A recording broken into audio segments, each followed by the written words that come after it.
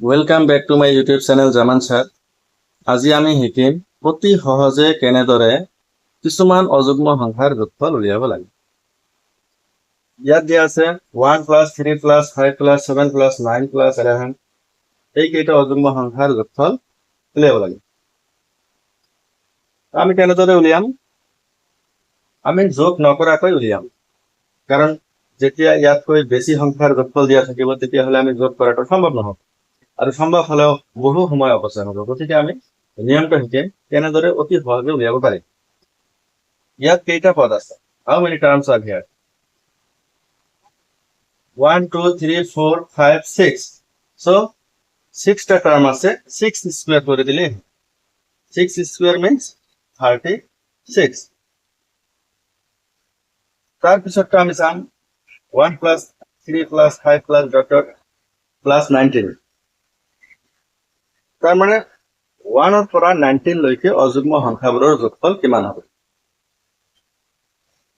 যেহেতু ইয়াত আমি গণতে অলপ প্রবলেম হ'ব, গতিকে আমি এটা সহজ উপায় শিকিম কেনেকৈ জানিম যে ইয়াত কেইটা টার্ম আছে।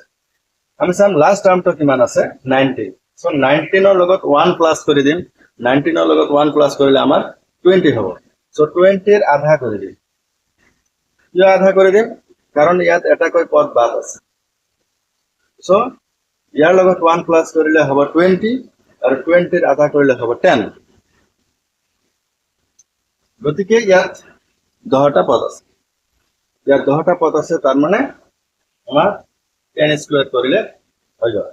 10 square means 100। So 1 + 3 + 5 dot dot plus 19 equal to 100।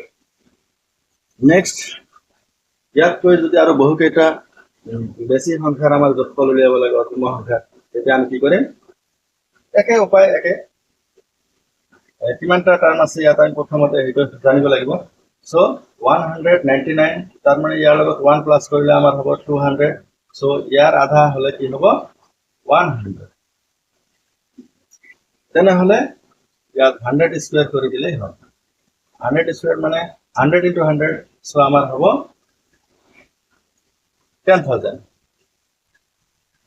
10,000 আমাৰ এনসাৰ হৈ যাব।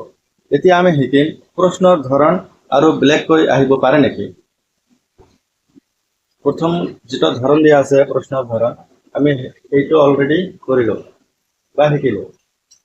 এতিয়া আমি প্রশ্নের ধরন 2 দ্বিতীয় কেনেকৈ প্রশ্ন আহিব পাৰে। 1 ৰ পৰা 199 লৈকে অযুগ্ম সংখ্যাৰ যোগফল কিমান হ'ব? তেতিয়াও আমাৰ একেটা নিয়মে আমি প্ৰয়োগ কৰিম।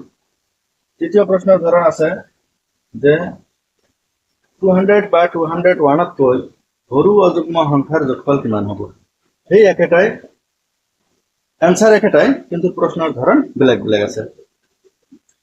তো বিভিন্ন কম্পিটিটিভ এক্সামত দেখা যায় যে এনেকুৱা ধৰণৰ প্ৰশ্নবোৰ আহি থাকে। তো আপোনালোকে অলপ চিন্তা কৰি অতি সহজে এই নিয়মটো শিকাৰ জৰিয়তে অতি সহজে যোগফল কেইটা উলিয়াব পাৰিব। ইয়াতকৈ ডাঙৰ সংখ্যাৰো আমি যোগফল উলিয়াব পাৰিম। তো ইয়াৰ পিছত আমি শিকিম যুগ্ম সংখ্যাৰ যোগফল। এইটো পদ্ধতি অবশ্য বেলেগ, এটা আমি ইয়াৰ পিছৰ ভিডিওটো শিকিম। তো ভিডিওটো ভাল লাগিলে নিশ্চয় লাইক কৰিব, শ্বেয়াৰ কৰিব আৰু সাবস্ক্ৰাইব কৰিবলৈ নাপাহৰিব। Thank you for watching.